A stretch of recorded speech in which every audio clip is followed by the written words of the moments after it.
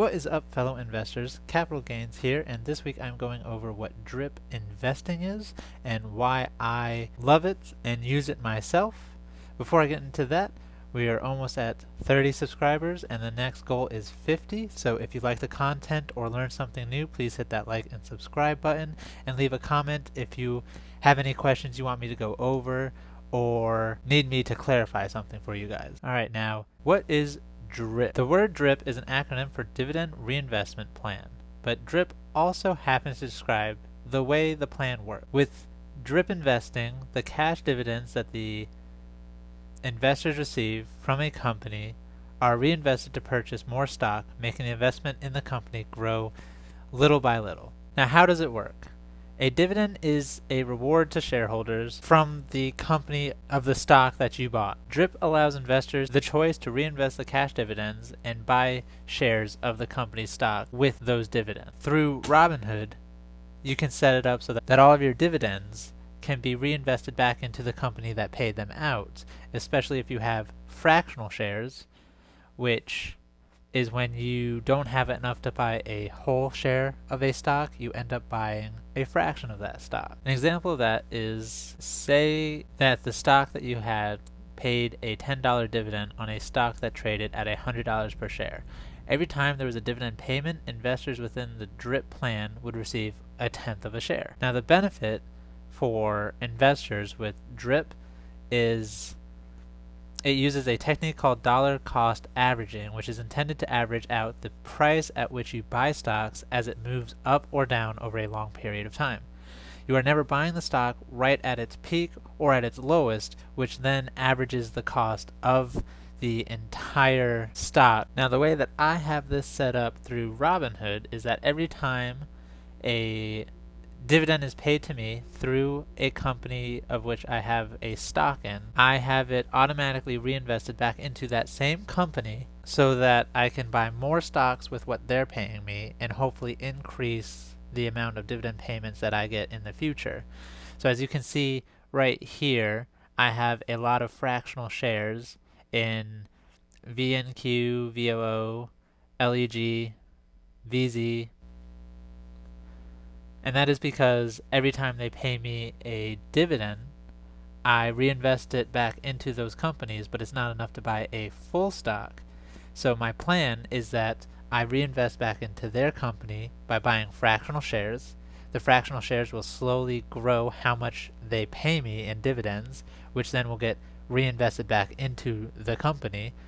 So hopefully at some point in the future, the dividends that they pay me will be enough to buy a full stock so that every time I get paid a dividend, I am buying another full stock, which is just going to increase the total amount of dividend payments that they are giving me. And we can see that process starting to work right on my dividend tracker sheet with some of them, like AbbVie started this year at $2.66, and then the next dividend payment it was $2.70, so that is slowly growing. You can also see it at British American Tobacco, started at $7.40 and now it's at $7.96.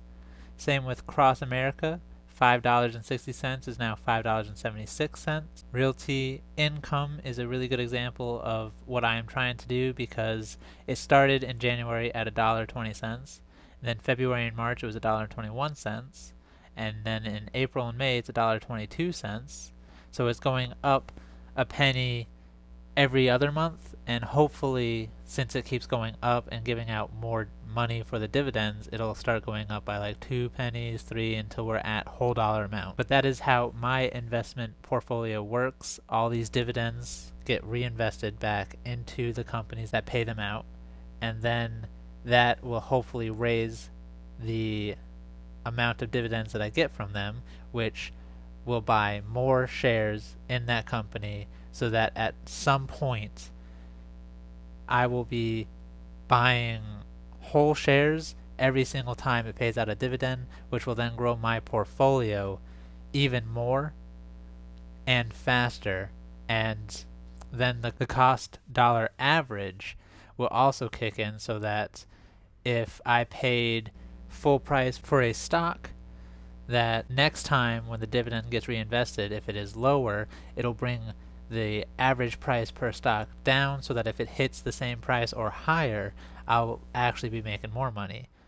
And Disney is a good example of that, because when I first bought it, it was $140, and then it went down to 90 for a little bit last year, and I bought 5 more shares, and that brought down the total cost of $140 to $103.24. And you can see how that works here. Now that it's worth $175.30 per share,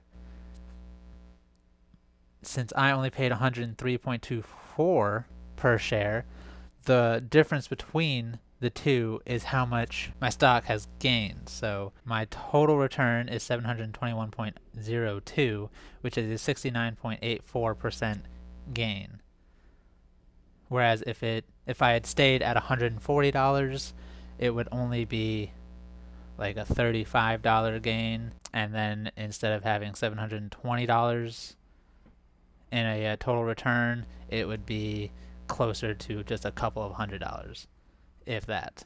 If you're interested in setting up your own portfolio on Robinhood, I will have a link in the description below. You just click on that link, sign up, and link your bank account, and you will get a free stock, which is awesome, because that free stock, no matter what happens, if it goes down or up, it'll be positive because you didn't pay anything for it. If you'd like a more passive way to invest, I'll have a link for Acorns.